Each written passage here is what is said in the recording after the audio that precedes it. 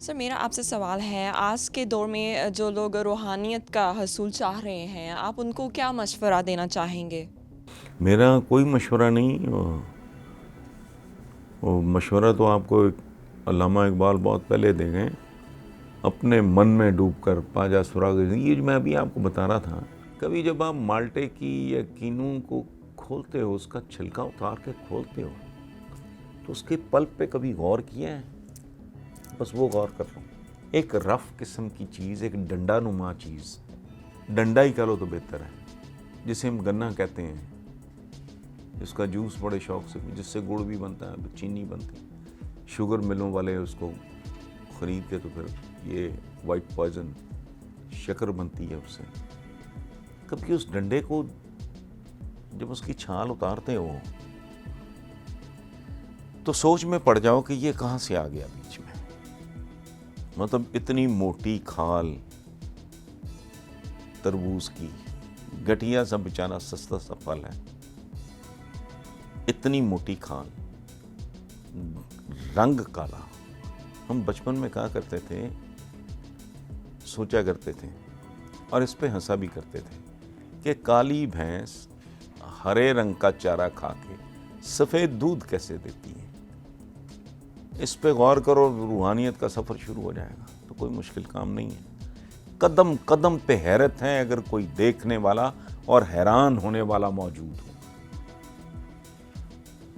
तो वो खुदा की पनाह नींद ना आए। मैं ये बेसमेंट में हम लोग बैठे हैं, हमारे इर्द गिर्द मैं जब परिंदों को बिहेव करते हुए, ये डब्स हैं आपके पीछे, फाख्ताएं हैं, ठीक है, इनके बोलने का एक मखसूस वक्त है, मखसूस औकात में बोलती हैं। हम कब से बैठे हैं, आवाज़ आई है? नहीं आई। किसने प्रोग्राम किया है इस खरबहा मखलूक को? हमने तो देखा ही कुछ नहीं ना जिंदगी में, और one life is not enough, आप देख ही नहीं सकते। एनिमल प्लैनेट में देखता हूँ, आप यकीन करो, मुझे रब याद आता है।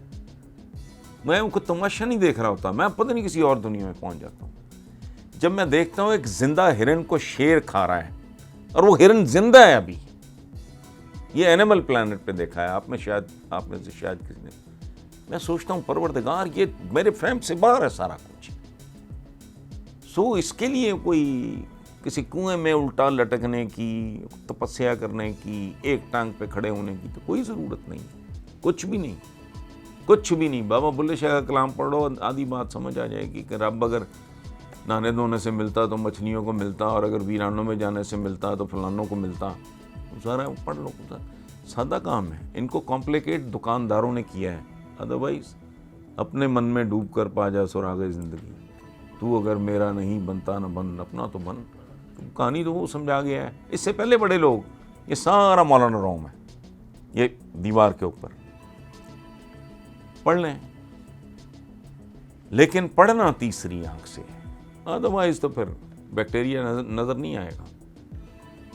और वो जैसे कहते हैं असातिज़ा ढूंढते हैं बंदे, ये करते हैं वो करते हैं, तो वो क्या है बेसिकली, वो ऐसे ही है ना जैसे आप लैब के पास जाते हो जानने के लिए, it's your blood, it's your blood, आपका खून है, ठीक है, उसके थ्रू आपके मसाइल का बता कौन रहा है? कोई और, ठीक है।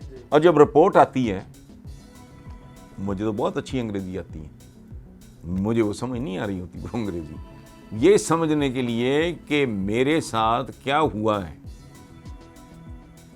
मुझे फिर किसी स्पेशलिस्ट के पास जाना पड़ता है कि यार ये बताओ, मेरी ब्लड टेस्ट की रिपोर्ट आ गई है, मैं खड़ा कहाँ हूँ? तो वो बताएगा कि अच्छा तेरा वो विटामिन डी यूँ है, तेरा कोलेस्ट्रॉल उधर पहुँचा हुआ है, ये ठीक। So little guidance here and there, वो ठीक है।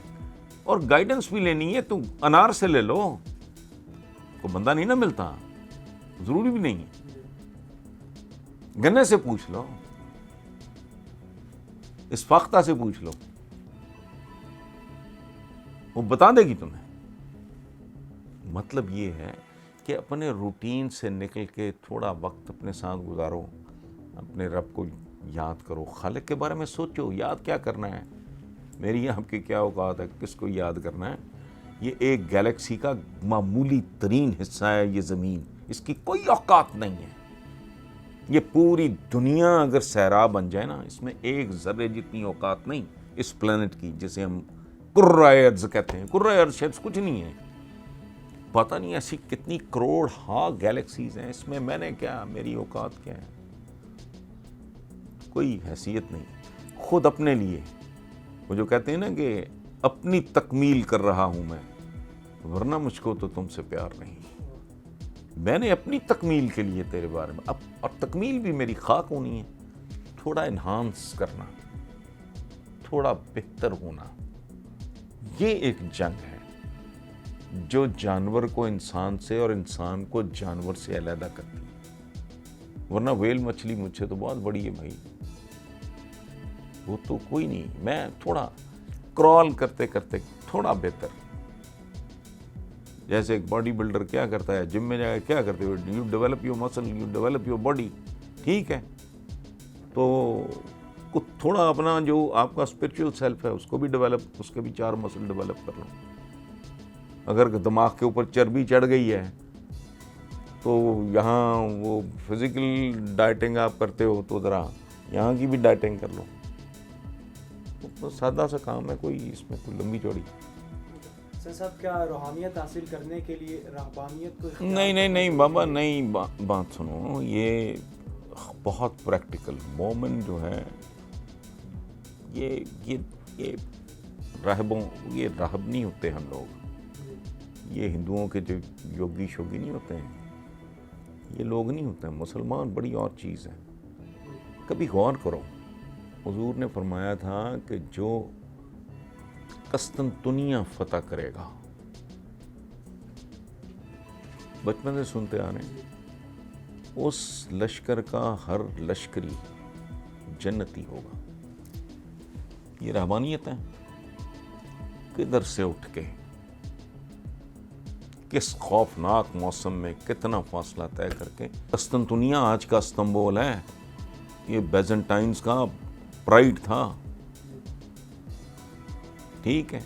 इकबाल जब कहते हैं दश्तो दश्त हैं दरिया भी ना छोड़े हमने, तो क्या है ये,